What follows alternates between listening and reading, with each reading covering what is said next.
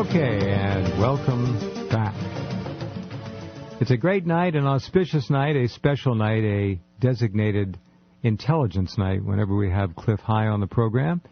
And I think he's standing by, or hopefully sitting down and enjoying himself, somewhere in the too balmy Pacific Northwest. That's certainly the case. The weather is quite bizarre. No snowpack in many parts of Oregon. It was 60 degrees today in parts of that part of the country. I had readings on my solar panels from the sun that I shouldn't be getting this time of year. Yeah. Yep, unless it rains like the dickens in February, we're going to be in a drought in the Northwest. California is already in the third year of a drought. These are not good signs. And what we're talking about here, of course, with Clif, as we do each month, is his work and his partner in crime, his partner in scholarship, George Ure, the two kids at halfpasthuman.com. And only the good are truly half-past human. Who would want to be fully stuck in human when one looks around and sees the carnal wonderful wreckage, yes, everywhere? Yes. God help us. Or yeah, whoever else it does make you question the intelligent life on Earth, yeah. So, see, half-past human is the flashlight showing the way in the darkness. We've got to get past this human condition, or this species is through. In fact, it's through anyway, but that's another story. Okay, what have you been doing?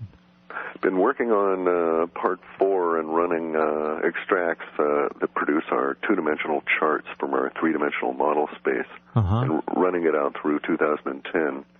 And we're doing what's known as correlation, where that chart is then linked back to the linguistics. So, for instance, we're getting if you will, a broad view of what's going to happen over 2009, and then a very less detailed, broader brush view through to about November of 2010. Right. Now, Clif and George do work with linguistics. They study the Internet, and Clif has designed software which goes out and scours the Internet, certain venues, hundreds of thousands of them, or is it millions? Millions. Millions of them. Yeah. And brings back the changes in linguistics, style, usage, and all the rest of it, which purport to have proven, and they in fact do, these changes, as a look into the future. Keep it real simple and pedestrian. Strange little predictor, yeah. Yeah, it is. Now, let me go on to the other issue that we talked about long ago, and that's the Chinese. You found that the Chinese are doing the same kind of thing. Anything new on that? That intrigued me. I'm sure it intrigued you. Anything new on anybody else doing this kind of work now that you and George have become so popular? I know of a number of different companies that are attempting to do some element of what we do, which basically the software is neither here nor there, because it's really just a variant of any kind of software you might find for search engines, for instance, just an indexing software. However, the predictive part, the interesting component, is tying emotion to particular words, phrases, and groupings within particular context via the use of hexadecimal integers. And there's a number of companies that are trying to do this, and I'm assuming our government is part of that. I know the shadow government is part of it. We had some contact with the Chinese. Inadvertently, this is back in the old raw days of the Internet, captured some of their source code and knew where they were located. And, of course, the central part of where their operation was from, this little intelligence city, was one of those that was just destroyed in the earthquake. So I don't think there's much in the way of the operation there anymore at all. And there were rumors that came out of that earthquake in May, I believe it was, this past year. About the mountain that crashed and the spewing the concrete and all that? Yeah, but beyond those rumors, there were references within articles about those rumors to the local computing centers, in which there had been housed giant mainframes, which, of course, were no longer functional after they'd been bounced around the room like ping-pong balls. Were those mainframes the ones that the Clintons sold the Chinese by any chance? Wouldn't have a clue. No. All I know is that what we came across was very erudite and to a certain level obfuscated C code, And they use some very interesting pointer dereferencing and some very sophisticated use of what's known as the deep sea secrets group. We're talking about something that's just above assembly language. It runs very fast and is very, very efficient. But it's clearly Chinese in their naming conventions and so on. Got it. Okay. How much of the interpretive work that you do, and well, I'm sure George is involved with it as well, how much of it is you, or are you, pardon the expression, a channel or able to tap into the universal consciousness to a degree to help read, fashion, and mold the raw data into intelligent quasi-predictors? Probably there's some greater degree of that than I would like to admit. Tough to suspend it when you're up on a level that becomes, it's part of you, and you can't. Yeah, I would agree with that, because my associates have a less acute sense of what's going to become a good word out of a clump of, say, 5,000. Sometimes I'll just be scanning along with my Vortex software, which allows me to read at like 2,000 words per minute from the internet. Oh, you need software to do that, do you? I see. Well, that was a little joke, is it? Oh, okay.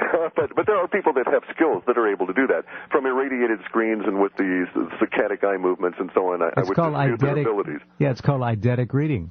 Yeah, exactly. But I would dispute their abilities on computer screens because it's different from a reflected surface. But in any event, we needn't go there. But in any event, what I was going to go to was that we get these clumps of words, and so I scan through them, and I get through 5,000 in a couple of minutes. And my associates can do the same, and I'll say, okay, to them, I've identified 30 key phrases out of there that we should explore. And they'll say basically, and it's like, somehow there's a training gap there. I'm not sure if it can be communicated, and it may well be the psychic ability that I can demonstrate in other areas. Okay. If that makes sense. Yeah, sure. I mean, I've studied, I'm a vegetarian, and the lifestyle. The cleaner you get your diet, the more pure the vibrations you've got, the cleaner the mind, the greater the insight. I do Aikido, which is this way of peace, art of peace, martial art, which is very specific key energy. So all of this stuff undoubtedly contributes to the ability to go on in and say, yeah, that looks like a good word. Universe says, pay attention to this. Sure, I have no doubt about it. None. This is it is after all it's an objective/subjective discipline that you're involved in, and the subjective part really knows no bounds unless you create them, and you are the parameter. Correct. In this correct. case. Yeah. And we've been surprisingly accurate, and I'm sure that other individuals are interpreting similar things, but with slightly different twists, and they're going to be more accurate in areas that I wouldn't pay attention to, for instance. True. All right. Okay.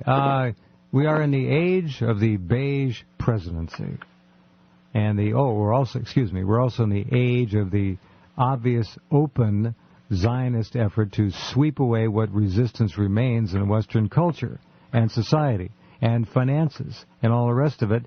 And along the way, they are slaughtering and massacring as many people as they care to. It's almost like a bloodlust ritual.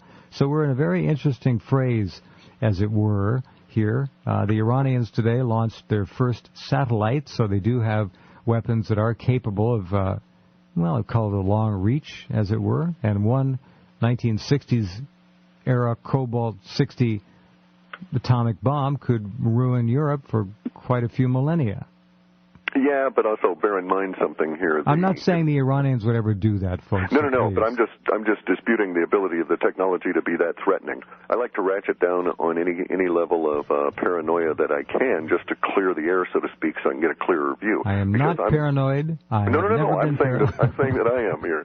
But my point being that to get something into space, it's 145 miles. You can get something into low Earth orbit for merely that distance. So it doesn't take a big, huge rocket to do that. True. No, I'm pushing it. What I'm doing is extrapolating on where the Israeli propaganda is going to go next, and we all know. Certainly. They're going to pump up the fear around all of this stuff with they've got ice. They're going to call the Iranian boost rocket, which probably put up a 10-pound satellite, an intercontinental ballistic vehicle. That's what they're going to call it. You watch. Right. You watch. So anyway, it's probably smaller than a good size espresso machine. Yeah. Yeah, there you go. All right. It's got a couple recorded messages on a hard drive and, takes a few snapshots, right. and that's about it. Right. Okay, so where are we, my friend? And we have a break here to contemplate all that as if you need the time. But let me remind all of you that halfpasthuman.com presents to the world one of the most absolutely unique subscription opportunities that you're ever going to come across. And I would urge all of you to go to the website, look around, and subscribe. And if you find anyone, by the way, and I'll say this too, because it really it upsets me. I hate theft. If anyone sends you pieces of George and Clif's work, tell your friends to quit stealing. All right, we'll be right back.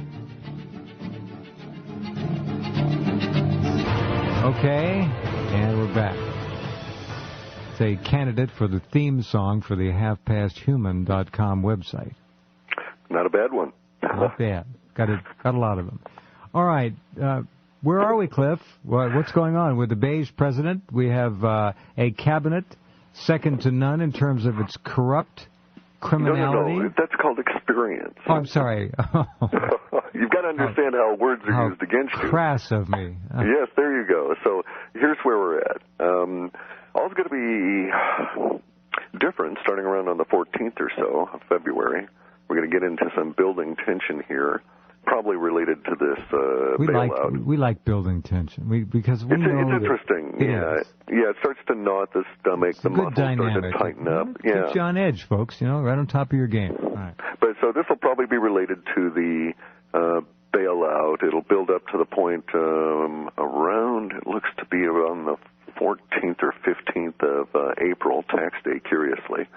And then we're going to go into some release tension, and that'll be the longest release period of the year, although not particularly long in duration because there's three big release periods this year, but it'll be the longest of the three. But during that period of time, there's going to be some supposition on the part of the populace in general that the bailout, there'll be a change in emotional mood. There'll be the optimism that this is going to work, and that